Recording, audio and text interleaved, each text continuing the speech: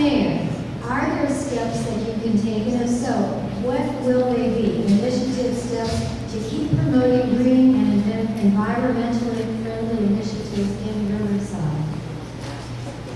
Well, certainly, we're recognized in the country as a sustainable community. And we've been given a flag that we fly in our standard downtown Riverside. It's the 4th flag there, right?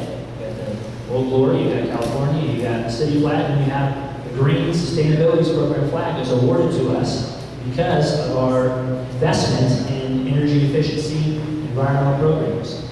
We've also been given the Emerald City status by the Department of Conservation of the state. So Riverside is at the cutting edge, and that is attracting business to this city. A friend of mine who owns and operates RES, if you've seen those trucks running around, as an energy efficiency company, relocated his company to Riverside because of the programs that we have right here.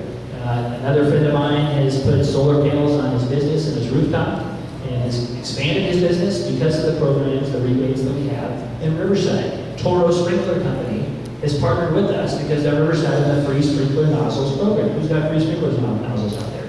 That's because if you don't, you should. Okay, 20% savings in each of those sprinklers. Okay, if you want to cut your sprinkler, your water bill down, then you need to do that.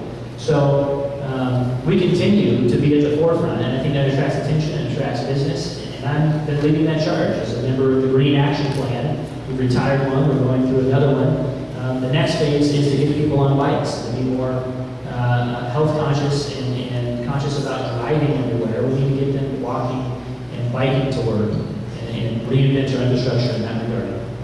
Mr. Atkinson. Yeah, a couple things. You have a couple green with your basic needs. What are your basic needs that the city is going to provide? Right now, we provide electric and water to everyone. So what are the needs there that would be green? One of the things that I've advocated, when I worked down in Irvine back in the 70s, they had 2 water lines going down the street, one for domestic water and one for reclaimed water.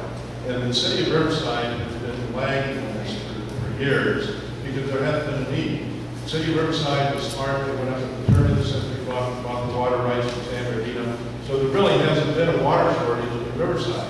Well, at some point there is, and we're at that cusp right now. And there's 36,000 acre feet a year that go down the San River that's been adjudicated in the city of Riverside. And if we don't start reclaiming that water, what's going to happen is when you start taking it out, the environmentalists are going to say you're altering the downstream ecosystem. You can't take it and take us to court and not let us have our water that's been adjudicated to us.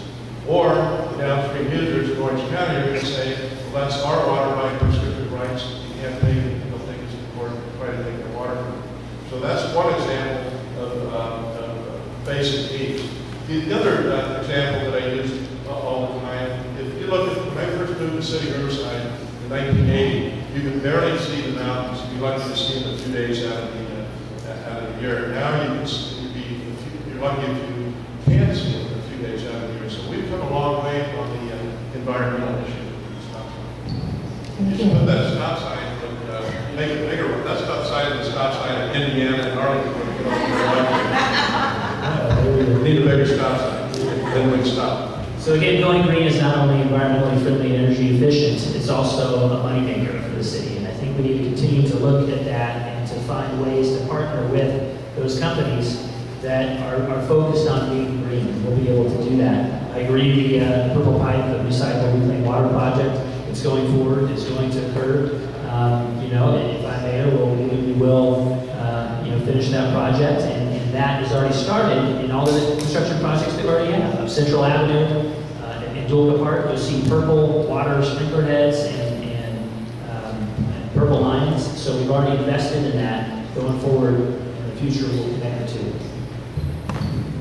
Thank you, Mr. Atkinson. We're kind of arms. But another thing you have to look at is, and I've always said it, if we're going green, we got to go across all the lines. For instance, when you get to go to the city and get commissioned for a project, there's so much that you have to put landscaping on your project, and you have to put turf and other bushes and things. Well, then we live in the desert, and I think what you're going to see in the future is we need to start going to more native plants. And you're going to see these non-native plants not being conditioned on projects, just